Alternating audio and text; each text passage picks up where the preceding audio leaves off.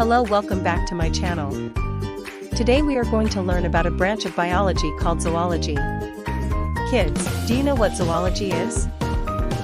Kids, the word zoology is derived from two Greek words.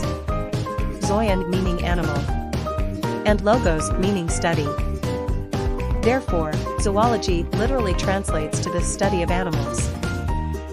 Kids, zoology is the branch of biology that focuses on the scientific study of animals.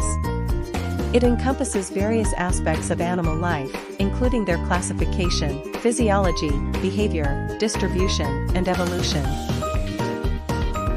Do you know who are zoologists? A zoologist is someone who studies animals.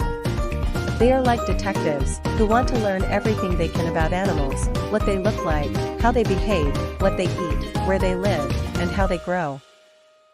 That's all for today. If you liked my video, kindly give thumbs up and subscribe to my channel, and don't forget to share this video.